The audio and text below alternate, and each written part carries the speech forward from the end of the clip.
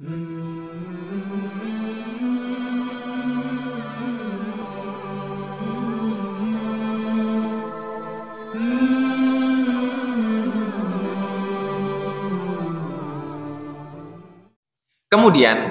hikmah yang ke-63, Al-Imam Ibnu Athaillah As-Sakandari menyampaikan, man wajada thamrata amalihi ajilan fahuwa dalilun ala wujudil qabuli ajilan.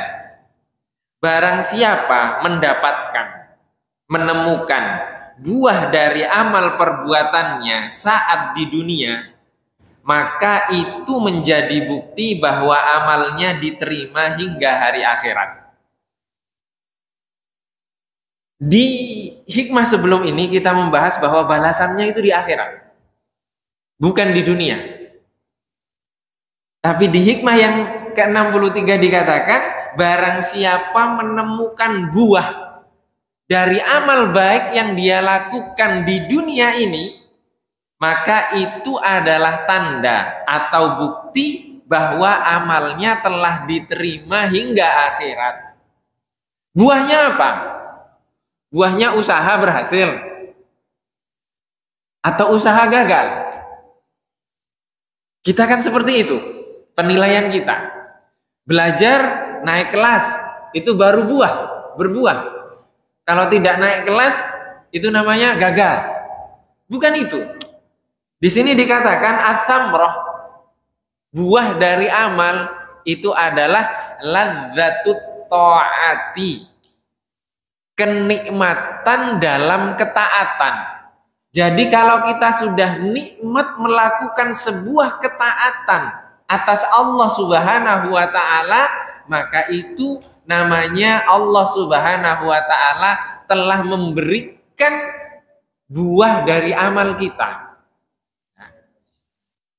Imam An-Nawawi, kita tahu semua Arba'in Nawawi, 43 hadis yang dikumpulkan oleh Imam An-Nawawi. Tidak ada yang tidak tahu itu. Dan banyak lagi karya-karya Al-Imam An-Nawawi. Majmu' Syarah Muhadzab, Riyadhus Shalihin, itu Imam Nawawi semuanya. Imam Nawawi itu usianya 45 tahun Hijriah. Kalau Masehi 42 tahun lah kurang lebih. Ya. Tapi karyanya Masya Allah. Beliau lupa. Lupanya apa Pak? Lupa untuk menikah. Ditanya kenapa kok nggak nikah? Dijawab oleh Imam Nawawi, kenapa kamu mengingatkan sekarang? Saya lupa. Ini namanya, kalau dalam istilah tasawuf namanya al-fana'u fil ilmi. Fana itu hilang, lebur di dalam ilmu. Jadi dia karena nikmatnya menuntut ilmu, nikmatnya belajar, dia lupa segala sesuatu. Karena nikmat itu. Nah, merasakan kenikmatan itu adalah buah dari amal perbuatan. Semoga Allah Subhanahu wa taala menganugerahkan kepada kita kenikmatan itu. Kenikmatan dalam sholat. Kira-kira kalau nikmat sholat, dia nikmat dalam sholat, dia bisa tidak menilai kesalahan orang lain dalam sholat itu? Tidak bisa. Karena dia sedang bertemu dengan Sang Maha Kuasa yang menciptakannya. Dia menikmati itu. Lupa dia. Kita pernah ceritakan juga Imam Abdul Wahab Asy'arani. Dia sujud mendengar tasbih semua alam semesta. Tidak bisa bangkit dari sujudnya. Itu nikmat. Kita kadang sujud kita lama kalau kita dalam musibah.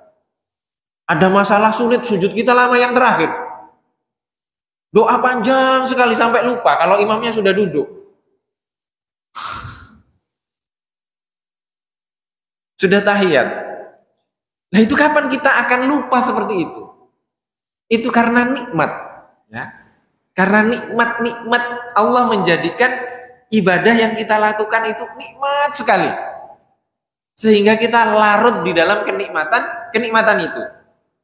Kenikmatan dalam ketaatan itu hanya untuk orang yang beriman. Dan itu tanda dari apa? Tanda bahwa amal perbuatannya diterima oleh Allah Subhanahu wa Ta'ala. Nabi Muhammad Shallallahu Alaihi Wasallam pernah sujud lama sekali, dikira oleh Sayyidah Aisyah sudah meninggal.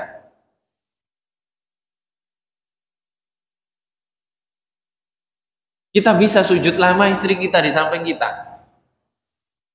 sujudnya cepat. Ini Rasulullah, ada Sayyidah Aisyah sujud lama, dikira meninggal. Karena apa? Karena bertemu dengan Allah Subhanahu wa Ta'ala.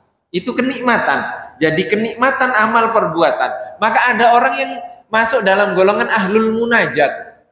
Orang yang dia Allah bukakan untuk menikmati munajat itu. Sehingga dia memuji Allah. Memuji Allah. Itu beda tulisan-tulisan. Bahkan jangan tulisannya, jangan syair. Lirik-lirik lagu yang ditulis karena Allah itu beda dengan yang nggak ditulis karena Allah. Itu banyak lagu-lagu yang ditulis karena Allah. Syair-syair ditulis karena Allah. Itu beda rasanya. Maka itu masuk dalam ahlul munajat. Kadang kita diberikan kenikmatan oleh Allah untuk bermunajat, lupa. Sehingga karena nikmatnya bermunajat kepada Allah Subhanahu wa Ta'ala. Kemudian ada juga yang dijadikan oleh Allah Subhanahu wa Ta'ala, dianugerahkan oleh Allah sebagai ahli ibadah. Dia diberikan kemampuan oleh Allah Subhanahu wa Ta'ala ibadah terus.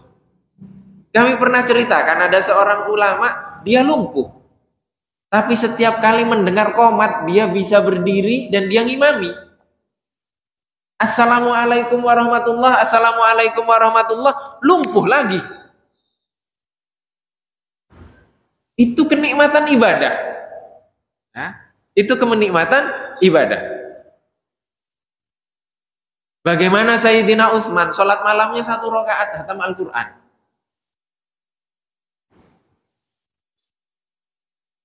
Itu semuanya kenikmatan ibadah yang Allah anugerahkan kepada ahli ibadah. Kemudian ada juga ahlul muraqabah. Ahlul muraqabah itu merasa dipantau terus oleh Allah. Jadi dia dalam segala tindakannya dia merasa ada CCTV yang memantau dia, yaitu Allah Subhanahu wa Ta'ala. Dan kita pernah ceritakan juga bahwa Nabi Muhammad Shallallahu Alaihi Wasallam dianugerahkan oleh Allah Subhanahu wa Ta'ala mukjizat dapat melihat amal perbuatan umatnya. Jadi kita merasa dipantau oleh Allah, merasa dipantau oleh Nabi Muhammad. Itu benar. Faktanya seperti itu. Nabi Muhammad dianugerahi mukjizat seperti itu. Coba ketika kita tahiyat, Assalamu alayka ayyuhan nabiyyu wa rahmatullahi wa barakatuhu.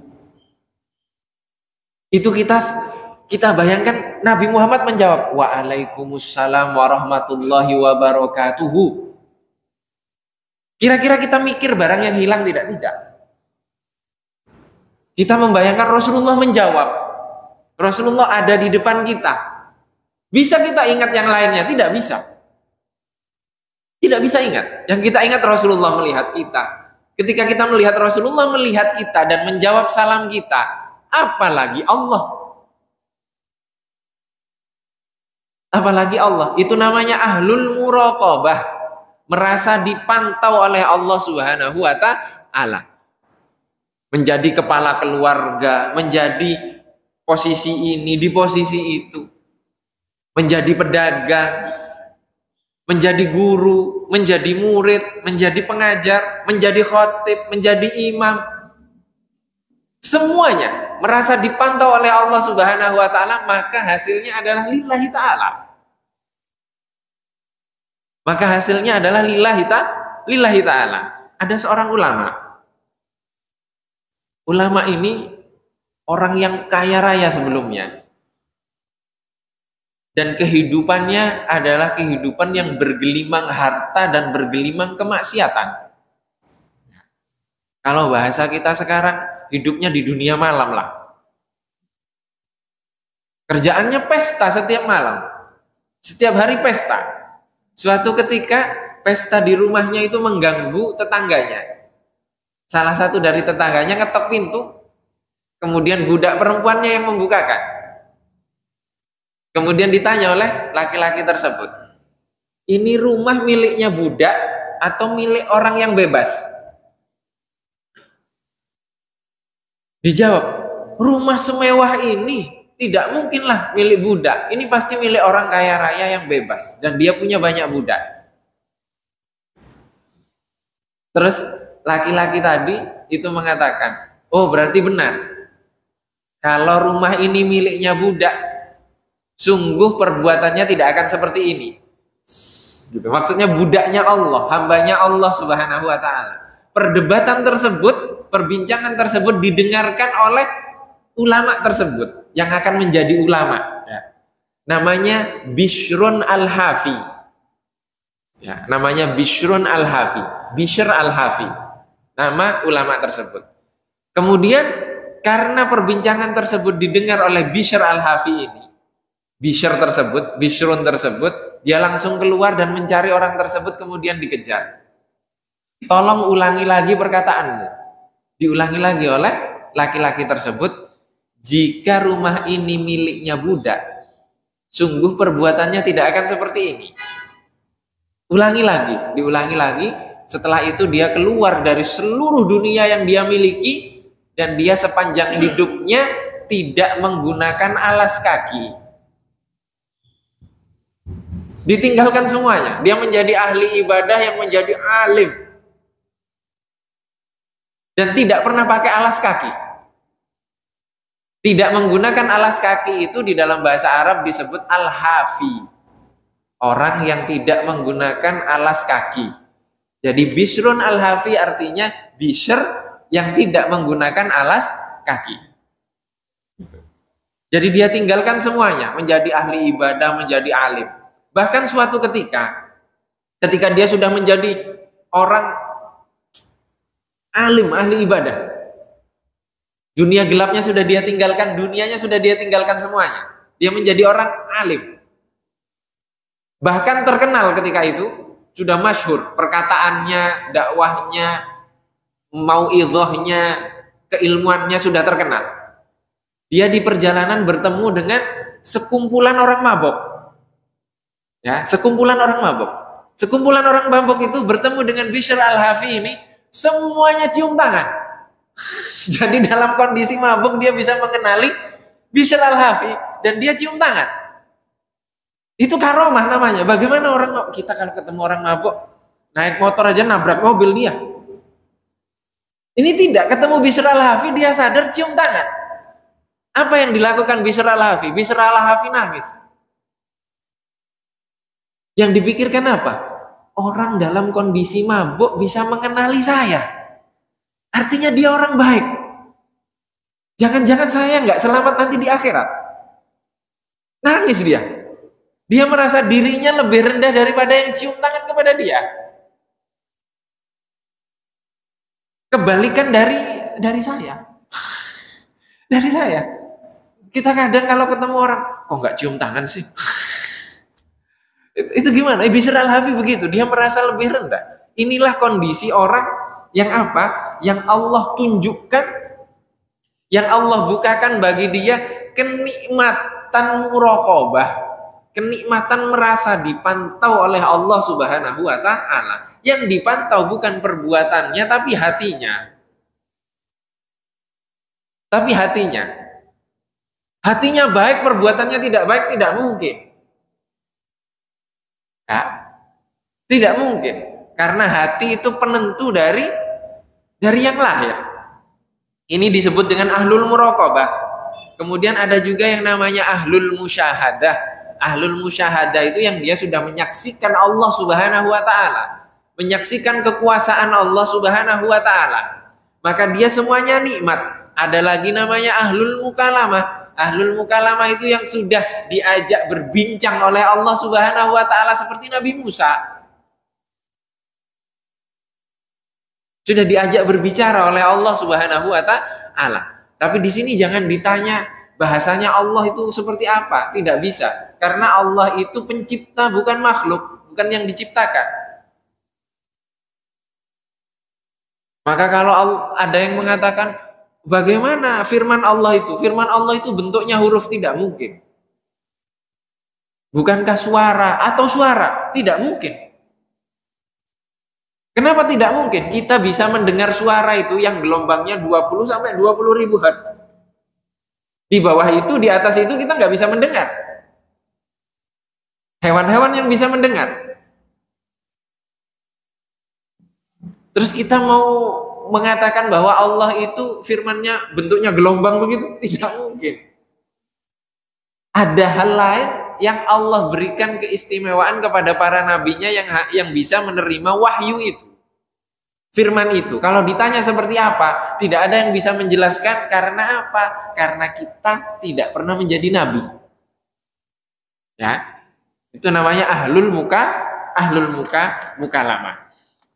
Jamaah yang dirahmati oleh Allah Subhanahu wa Ta'ala. Maka sekarang kita akan membahas 3 tanda dari amal perbuatan baik itu nampak buahnya di dunia. Ada 3 tandanya.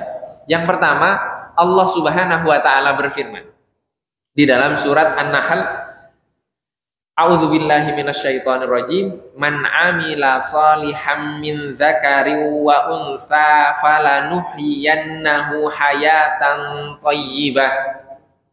Barang siapa melakukan amal perbuatan soleh, baik dari laki-laki ataupun perempuan, maka sungguh kami akan menjadikan hidupnya dengan kehidupan yang baik, hayatan thayyibah.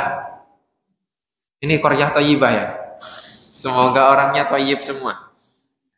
Demikian juga jamaah masjid ini. Hidup yang baik itu bagaimana? Para ulama mengatakan hidup yang baik adalah ar-ridha wal qanaah wat taslim. Ridho itu artinya ridho kepada Allah Subhanahu wa Ta'ala di dalam kehidupannya. Qanaah artinya qanaah atas setiap ketetapan Allah Subhanahu wa Ta'ala yang ditetapkan untuk kehidupannya. Wat taslim artinya menerima, pasrah, berserah diri kepada Allah Subhanahu wa Ta'ala atas segala yang ditetapkan. Kalau dikumpulkan 3-tiganya ini menjadi satu kata, namanya ma'rifat. Ma'rifat kepada Allah Subhanahu wa Ta'ala. Ya. Ini disebut hayatan thayyibah. Balasan di akhirat itu sifatnya ghaib, tidak ada yang tahu. Kita sedekah. Jangan kita. Sahabat Rasulullah ikut perang, syahid. Sahabat yang lain mengatakan, Rasulullah fulan itu di sorga. Kata Rasulullah apa? Tidak, dia di neraka. Loh, dia kan syahid Rasulullah. Tidak, dia ikut perang bukan karena Allah, tapi agar disebut pemberani. Masuk neraka dia. Itu sahabatnya Rasulullah. Secara zahir syahid, tapi secara hati tidak. Siapa yang tahu? Allah membocorkan kepada Rasulullah. Ini dikatakan apa? Ridho, qanaah, wa taslim dalam kehidupan. Dan balasan diterima atau tidak itu rahasia. Maka salah satu tandanya adalah ketika kita di dalam kehidupan kita ridho kepada Allah, qanaah atas ketetapan Allah dan anugerah Allah, baik itu baik ataupun buruk, dan taslim menerima, berserah diri kepada Allah Subhanahu wa Ta'ala. Itu tanda pertama bahwa amal perbuatan kita sudah menghasilkan buahnya di dunia ini. Tanda yang kedua,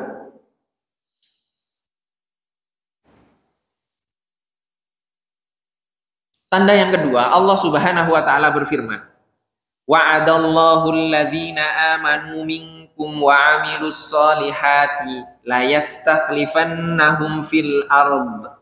Allah Subhanahu wa Ta'ala berjanji kepada orang-orang yang beriman di antara kalian dan orang-orang yang berbuat amal soleh, la yastakhlifannahum, Sungguh Allah Subhanahu wa taala akan menjadikan mereka sebagai khalifah fil ardi di dunia ini. Jadi orang-orang yang beriman dan beramal soleh, mereka akan dijadikan khalifah oleh Allah Subhanahu wa taala di muka bumi ini.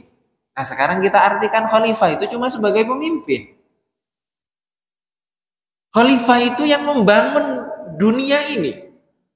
Membangun itu apa? Harus jadi pemimpin, harus jadi presiden, harus jadi gubernur. Tidak harus. Khalifah itu yang membangun. Khalifah itu yang membangun. Kemudian Allah Subhanahu wa taala berfirman, "Wa ja'alnahum a'immatan yahduna bi amrina." Dan kami menjadikan mereka sebagai a'immah, imam, pemimpin. Yahduna bi amrina, mengambil petunjuk dari amrina, perintah kami dari agama kami. Jadi landasannya tetap kepada Allah Subhanahu wa taala. Maka ini adalah tanda yang kedua. Ketika kita menjadi khalifah di muka bumi ini, maka itulah tanda tersebut. Ya, tanda yang kedua. Kemudian tanda yang ketiga, Allah Subhanahu wa taala berfirman, "Wa qalul hamdulillahilladzi adzhaba 'annal hazan." Dan mereka berkata, alhamdulillah, segala puji bagi Allah, zat yang telah adzhaba 'annal hazana, yang telah membuang dari kami kesedihan. Jadi hilangnya kesedihan dalam kehidupan kita itu adalah tanda bahwa amal perbuatan kita telah berbuah dalam diri kita. Hilang sedih meskipun tertimpa musibah. Karena apa? Karena ridho, qanaah, dan taslim tadi. Nah, ridho, qanaah, dan taslim. Maka itu tanda dari apa? Tanda dari amal perbuatan kita telah berbuah di muka bumi ini. Dan insya Allah pada kesempatan yang akan datang, jika Allah Subhanahu wa taala masih memberikan kesempatan kepada kita untuk hidup, kita akan mengkaji hikmah yang selanjutnya. Hikmah yang selanjutnya adalah idza aratta an ta'rifa qadraka indahu fanzur fi madza yuqimuka. Jika kamu ingin mengetahui derajatmu di sisi Allah, maka lihatlah pada di mana Allah Subhanahu wa taala menempatkanmu. Ini adalah hikmah yang selanjutnya yang insya Allah nanti akan kita bahas. Semoga Allah Subhanahu wa taala menganugerahkan kepada kita kenikmatan-kenikmatan dalam ketaatan-ketaatan yang Allah anugerahkan kepada kita, dan semoga Allah Subhanahu wa taala menjauhkan kita dari segala sesuatu yang tidak disukainya, dan semoga Allah Subhanahu wa taala semakin mendekatkan kita kepada Rasulullah sallallahu alaihi wasallam. Allahumma amin. Mohon maaf apabila ada kekurangan. Wabillahi taufiq wal hidayah war ridha wal inayah. Wassalamualaikum warahmatullahi wabarakatuh. Subhanakallahumma wa bihamdika asyhadu an la ilaha illa anta astaghfiruka wa atubu ilaik.